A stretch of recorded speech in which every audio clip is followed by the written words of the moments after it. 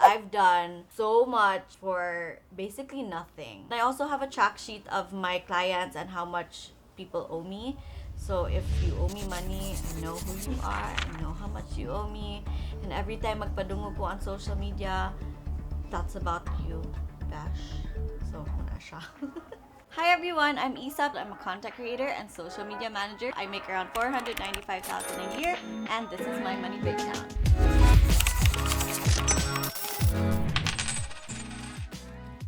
I am mostly a content creator, which involves making YouTube videos. I have a show called Bayhana on ByTV. I also am an events host, and as a side hustle, I am into content creation for other brands and companies. I'm also a mom, so that's also a job.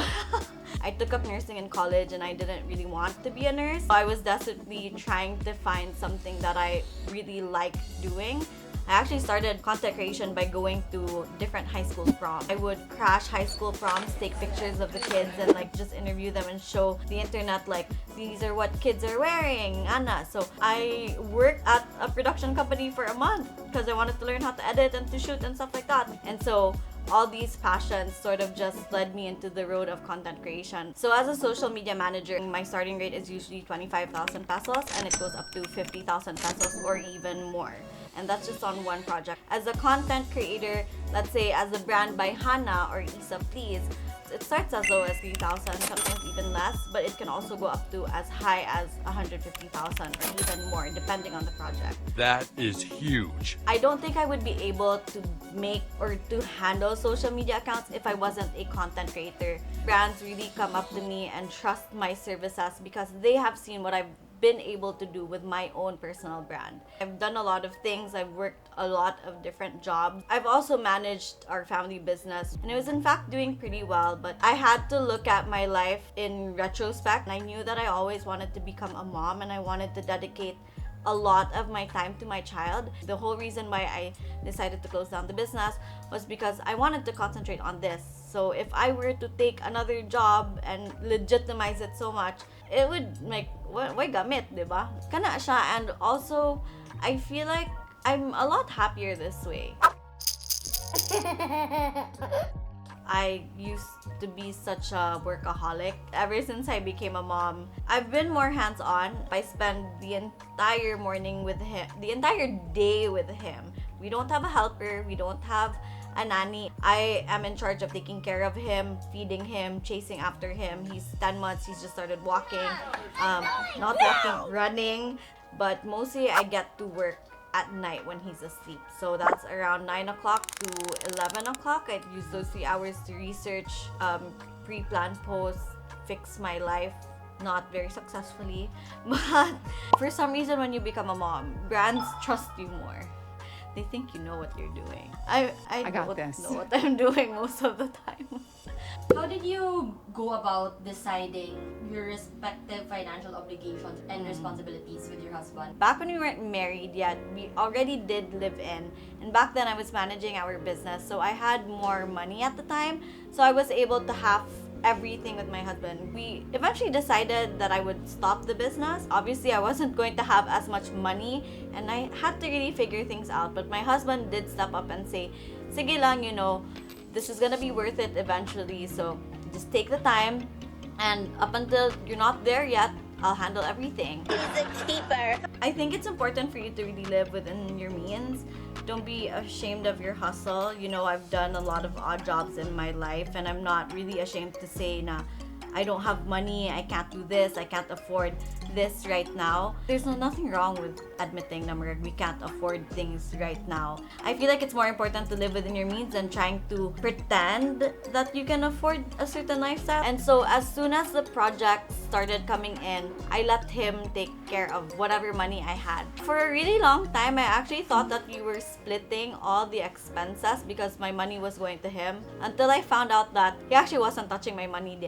Marry me again. Eventually, I started getting more payments, and then they were going straight to my account, and then my husband still wasn't really asking me for anything. But then I really wanted to say thank you ba, because he didn't really have to do all of those things for me. So I really did hangyo nga please let me help maski ginagmay. So that's when we sort of came to an agreement nga half na lang me. Like, we'll have with the electricity, and then if I want to do groceries, that's actually just my initiative. So I try to do it more often. So this is what I have to pay for at home. I pay half of the electricity bill, I pay for my personal cell phone bill, and I sometimes buy groceries. I will sometimes buy food. I pay for North's doctor's visits, but you know, sometimes if it's really expensive, my husband will have it with me, and I pay for my own stuff. I'm both a mix of very blessed and stingy as well. Because I am a content creator, I'm so blessed to have a lot of privileges. Like, I don't really have to spend on self-care, like let's say parlors, facial centers and stuff like that, because a lot of that is sponsored. So my mom gives me a lot of hand-me-downs, and I have sisters that I borrow stuff from. I'm also very tihik. I prefer to thrift. I feel like I'm always telling people, look, my sandals is only 44 pesos on Shopee. With the exception that it's food. I will spend on food because I'm breastfeeding, so deserve ko to. Nakoy rason, no? Our biggest expense has so far been the media expenses because, and that's because we chose to go to a private doctor. My son was almost premature, manggod, so it was important for us to go to a specialist. And we ended up spending around 7,000 pesos on vaccines. That really blew me away. 7,000 on vaccines, wow. To pump in a little kid, that's a lot. It's one of the things that I really don't mind I would say investing on her, because I'm investing on my son's health and making sure that he's safe. How did married life change your personal finances, your outlook on money? Married life has freed me of a lot of financial responsibility. Joke lang. Dili ito eh. Kanang, I think married life has made me a lot more mature when it comes to my expenses. Whatever I buy, I always think, do I really need this? What if I need this for our family? Ing ana. I've learned to like really track my expenses. I think right now I just have to be more disciplined in saying, this is how much I make, this is how much I intend to save, and then really just like bank on not touching it. I also have a track sheet of my clients and how much people owe me. You just made the list! So if you owe me money, I know who you are, I know how much you owe me, and every time magpadungo ko on social media, that's about you, Bash. So, muna siya. I say that my biggest regret financially is not charging for my services. I've done so much for basically nothing. I wish I would have just charged, considering the amount of work and, you know, thought that I've invested into those types of projects. Why haven't you delved into investing? So I previously said that I had no investments, but I actually realized after like doing some self-reflection that I actually have invested a little bit. I've invested in myself, in my self-care, in my happiness, which I think is important. I know this isn't really actually an investment, but let's just pretend in my own little fantasy world that it counts.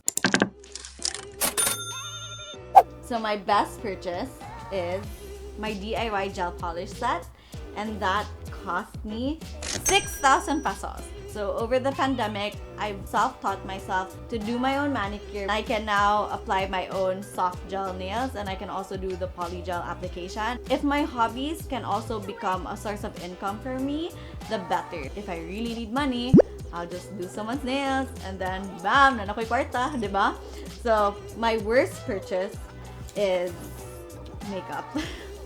A specific set of makeup. So I walked into a Watson's, and the sales lady was so nice. She had the softest hands ever. All she had to do was touch my arms and say, "Ma'am, nindot ka ni siya nga product. Ang ayan kay kaani." Next thing I knew, I spent 2,700 pesos on makeup that I hate up until this day. I ended up having to buy more makeup. Tungod, I really hated the makeup I bought. My impulse purchase is a rattan chair or stool that we never use at home. My friend was up in the north and she was pasabaying the beautiful rattan handmade furniture up in the north. Saw it and said, shoot, she's only gonna be there for 2 hours. I have to make a decision fast. I put it beside the bookshelf and I told my husband, oh, because I'm trying to build a reading nook. I have a Kindle, so I don't have any business being in that corner. And now I have to buy a rug so that it matches the theme of the house, and I don't want to buy a rug because it's mahal. So the total of my purchases, I don't want to know the total of my purchases. It's 9,600.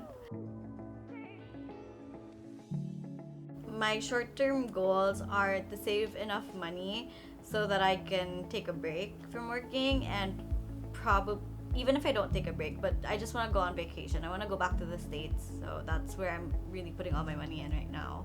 I've been really inspired by my mother-in-law, who saved up a lot of her income and invested it in buildings and properties, specifically land. She rents them out, and that's been her passive income. And I really think that that's like a great route to go to, especially in the future. And that's something that I would like to emulate in my life as well. My piece of advice for you, if you're pretty young, is to try and save as much as you can, especially now that are young. You don't really know where you're gonna be in like next year. You might go through something in your life where you feel like you want to take a break. At least you have that money set aside where you can enjoy those luxuries. So if you can save, please do. I give this piece of information as someone who barely ever had a savings. Well, ako is a bit more circumstantial, magod. I've shifted careers and done so many different things. I've never really had a stable job. My life has always been like, it's a roller coaster, ana ba? So, I never really had the opportunity to save as much as I could.